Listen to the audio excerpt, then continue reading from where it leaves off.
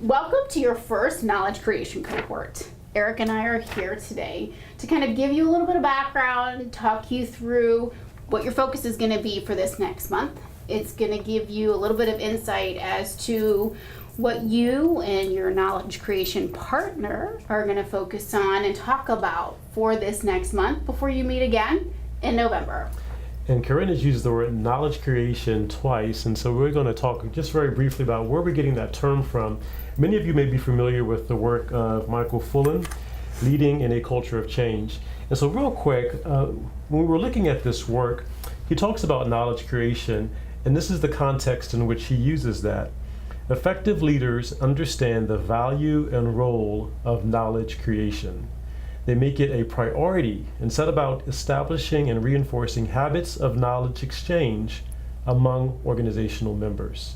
So organizational members is sharing that knowledge among all members of an organization. And so again, that's where we get the term that we're going to be using this year, knowledge creation.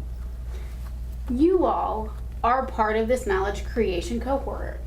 And we're excited that month to month you will be organized in knowledge creation partners or knowledge creation teams, depending on the focus and what you're going to be doing that month. And there's going to be a lot of different ways that we're going to have you work with each other and collaborate and create knowledge with each other to gain insight on topics that are about culture proficiency and their framework for teaching. And the interesting thing about that is for the past year or two, we've been talking about the framework for teaching. And the framework for teaching, as we discussed earlier today, is a tool that leads to effective instruction. So it's about effective instruction. And then cultural proficiency, again, is that tool that leads to equity. So we're going to be talking about how to use those tools, continue to use those tools as leaders in the organization, but then how do we get those on our teams to also effectively be able to use those tools? So this month's focus really is about the environment that you have at your school, and then even more specifically, the classroom environment, which is domain 2. For the framework for teaching part, we are going to ask you to do some, I guess we could call them live calibrations. You and your knowledge creation partner are going to be watching effective instruction in action, and you're going to be doing this together.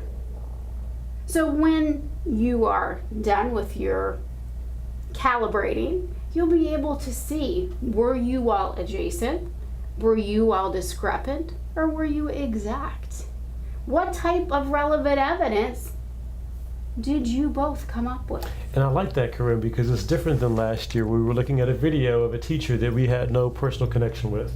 And that's good to do because it's easier sometimes to look at instruction for those that we're not personally knowledgeable about.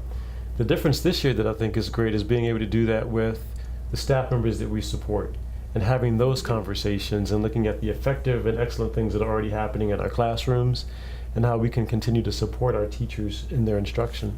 Absolutely. And I think we need to continue working toward consistency.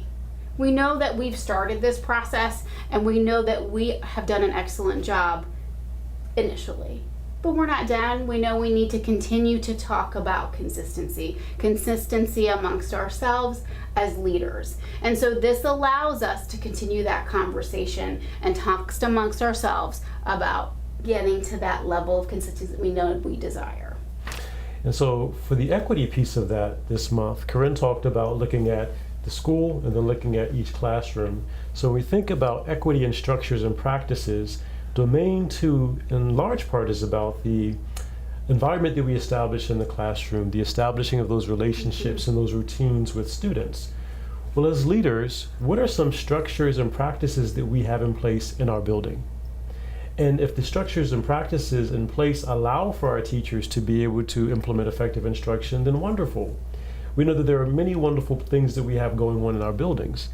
But when we have this knowledge creation partner that's now going into our buildings with us and looking at those things, we have a fresh pair of eyes on what's happening. Mm-hmm. And so that collaboration, that talking together, that learning from one another can only enhance my practice as a leader and then my partner's practice as a leader.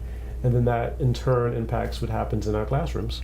So what we're going to be asking you all to do is think back to our diversity wheel and all these factors that make me who I am as a leader.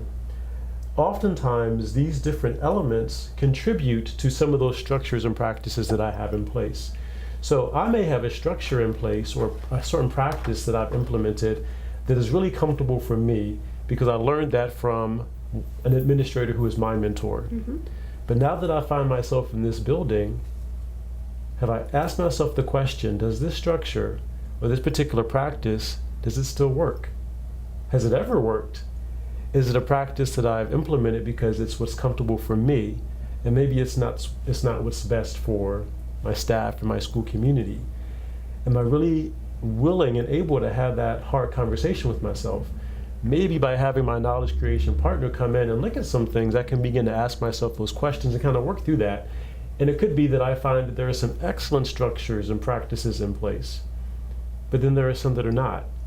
And now I've built a rapport, maybe I always had a rapport with this individual, but now I'm able to have conversations specifically aimed, for example, this month, on the establishment of those structures and practices within my building. Do you know, Eric, what you just said actually led me to think, we asked all administrators last month in September to do something with pre-conferencing. Mm-hmm. And those are really good structures and practices that we all took a look at.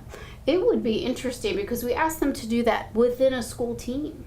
This would be a perfect opportunity to kind of have some cross collaboration about practices and structures that they have in place. That maybe this would be another opportunity to take a closer look that kind of took them a little bit deeper and wider, that would give them some other conversations. So I just thought maybe that's something that they get to talk about as well. And so what we are talking about this year is really establishing among the leadership within FCPS the ability to have those open conversations. We know that that's something that already happens. This year what's going to be a little bit different is we're going to focus in on instructional practices and equity and take a deeper look at specific topics each month that relate to gaining that knowledge, increasing that knowledge and that awareness to strengthen ourselves as leaders. Thank you. Thank you.